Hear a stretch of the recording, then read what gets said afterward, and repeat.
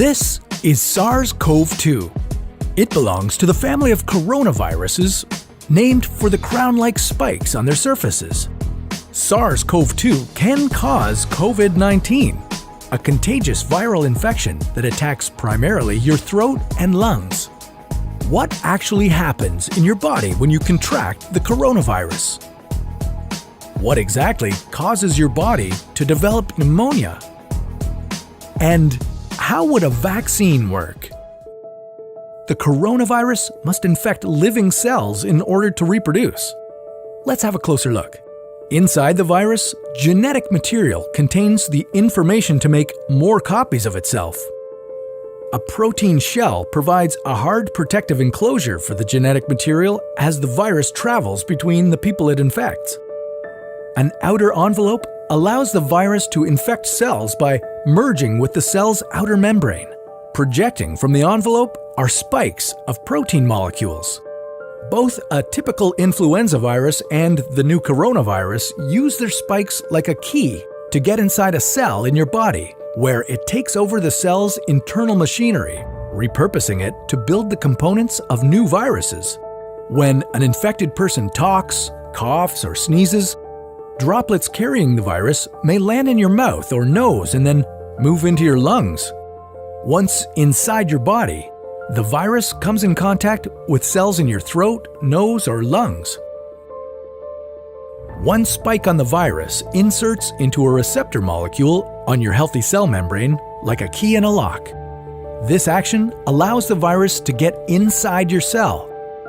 A typical flu virus would travel inside a sac made from your cell membrane to your cell's nucleus that houses all its genetic material. The coronavirus, on the other hand, doesn't need to enter the host cell nucleus. It can directly access parts of the host cell called ribosomes. Ribosomes use genetic information from the virus to make viral proteins, such as the spikes on the virus's surface. A packaging structure in your cell then carries the spikes in vesicles which merge with your cell's outer layer, the cell membrane. All the parts needed to create a new virus gather just beneath your cell's membrane. Then, a new virus begins to bud off from the cell's membrane. Now, with the virus spreading in your body, how can you develop pneumonia symptoms? For this, we'll have to look into your lungs. Each lung has separate sections called lobes. Normally, as you breathe, air moves freely through your trachea or windpipe, then through large tubes called bronchi, through smaller tubes called bronchioles, and finally into tiny sacs called alveoli. Your airways and alveoli are flexible and springy. When you breathe in, each air sac inflates like a small balloon. And when you exhale, the sacs deflate. Small blood vessels called capillaries surround your alveoli.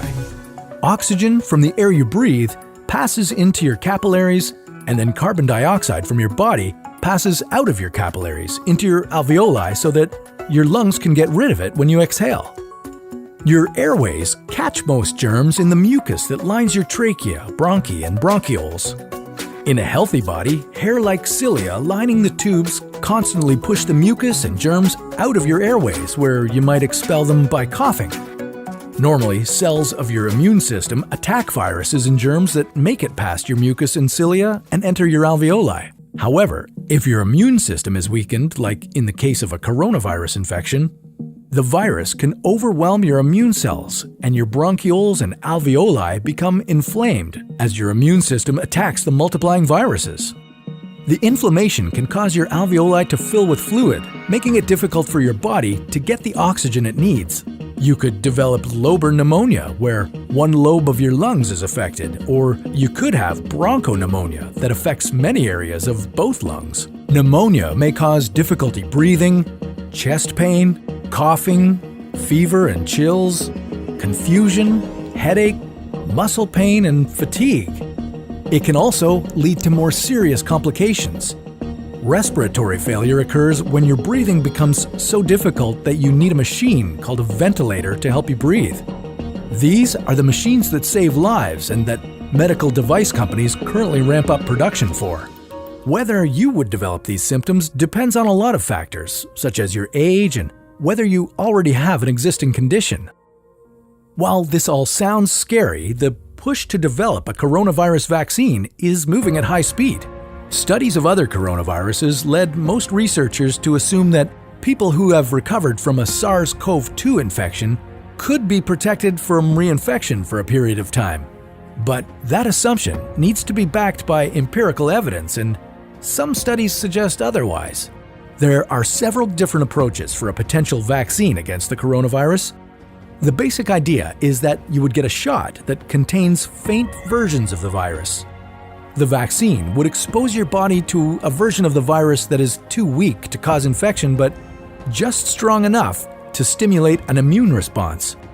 Within a few weeks, cells in your immune system would make markers called antibodies, which would be specific for only the coronavirus, or specifically its spike protein. Antibodies then attach to the virus and prevent it from attaching to your cells.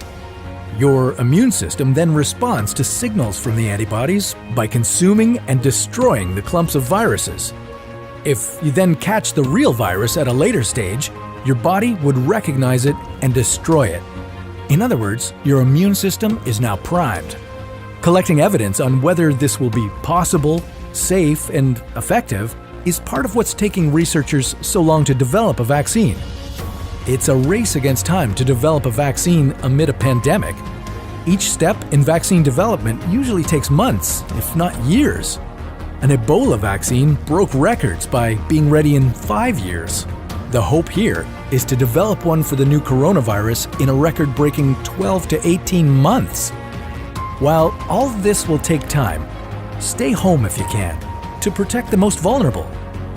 And don't forget to wash your hands for at least 20 seconds and as often as possible.